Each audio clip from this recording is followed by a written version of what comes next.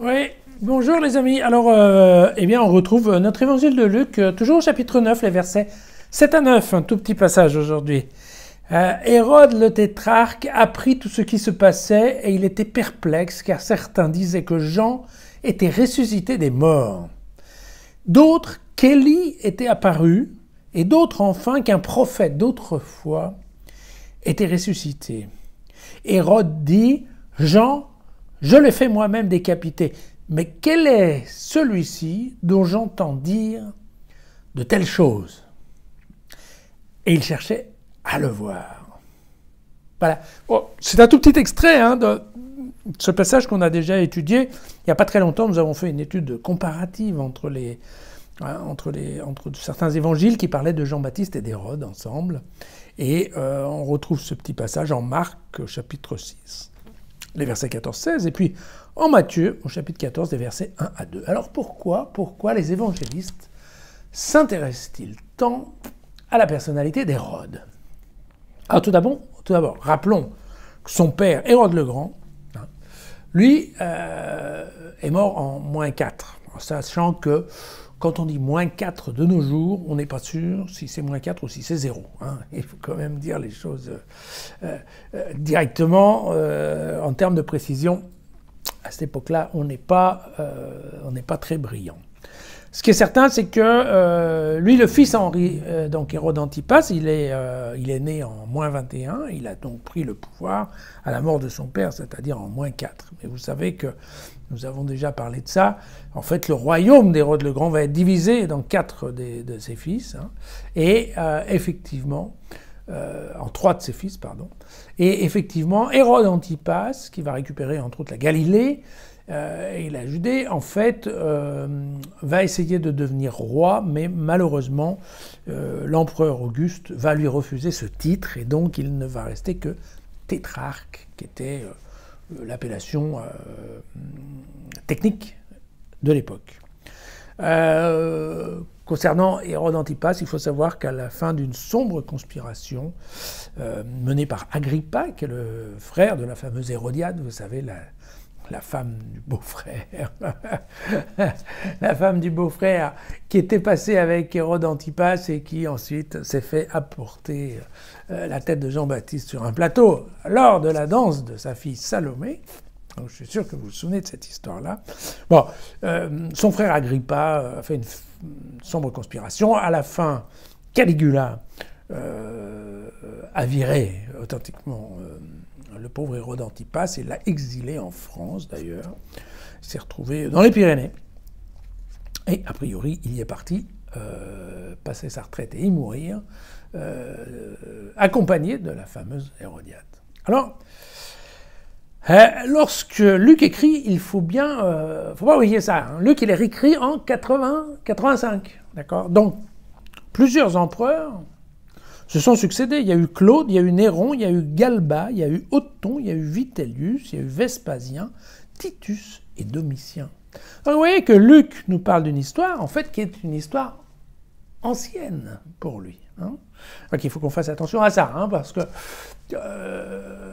les données historiques de l'époque de Luc, c'est pas la technique d'aujourd'hui. Donc, effectivement, tout ça, c'est basé sur des racontards, entre guillemets, ou en tout cas une tradition orale, et elle n'est pas toujours forcément très précise. D'accord ? Et donc, ce qui est certain, pourquoi en fait les évangélistes nous en parlent ? Parce que Hérode, à l'époque, représente en fait le pouvoir civil. D'accord ? Et ce que cherche à nous montrer l'ensemble des évangélistes, c'est que non seulement les Juifs ont refusé la parole de Jésus, mais l'ensemble de la population civile, en fait, l'a rejeté. C'est ça l'idée, vous voyez. Il est évident que l'avènement de Jean-Baptiste d'abord et puis de Jésus ensuite, ça fait du bruit. Ça fait du bruit dans la société, parce que les gens ont entendu parler de Jean-Baptiste. Et ensuite, ils ont entendu parler de Jésus. D'accord ? Avec un certain intérêt. Donc effectivement, par rapport à cette information, il existe un Jean-Baptiste, il existe un Jésus, eh bien, C'est l'ensemble de la société, en fait, qui a bloqué. Voilà, c'est ce qu'ils essayent, en tout cas, de nous passer. D'ailleurs, il faut bien se souvenir qu'effectivement, ça on l'a su, entre autres l'historien Joseph, hein, c'est qu'à la fin, effectivement, Hérode Antipas s'est mis du côté de Pilate, hein, et que donc, effectivement, s'est mis quelque part du côté des Juifs, hein, pour condamner Jésus. Ce qu'il faut considérer aussi, c'est que globalement, la population considérait effectivement Jésus comme un prophète. Ça n'est pas mis en cause.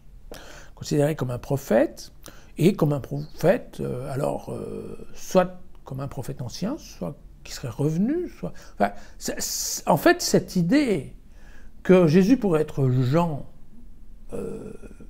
réincorporé, ressuscité, en fait, ça ne choque personne à l'époque. C'est quand même incroyable. Ça ne choque personne parce que, après tout, dans la tradition grecque, il y avait des histoires comme ça de réincorporation, de réapparition, de défunts. Et donc les gens sont pas forcément choqués par ça. Donc Luc ici essaye de nous présenter un Hérode intéressé par la personne de Jésus. Bon.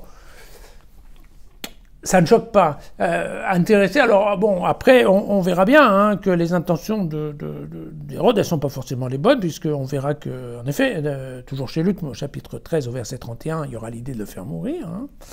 À cet instant, quelques pharisiens s'approchèrent et lui dirent « Va-t'en par d'ici, car Hérode veut te faire mourir. » D'accord ? Voilà. Et puis encore un peu plus loin, au chapitre 22, vous voyez, on saura qu'en fait, Hérode va un petit peu s'amuser de Jésus, puisque vous voyez au chapitre 23, verset 8, « À la vue de Jésus, Hérode se réjouit fort, car depuis longtemps il désirait le voir à cause de ce qu'il entendait dire de lui, et il espérait lui voir faire quelques miracles. » Donc en fait, l'intention d'Hérode est de voir un peu l'animal de cirque, entre guillemets. Pas très sympa tout ça. Voilà. Donc ces quelques lignes, en fait, et c'est ça dont il faut se souvenir, ces quelques lignes, elles sont là uniquement pour nous faire comprendre que, globalement,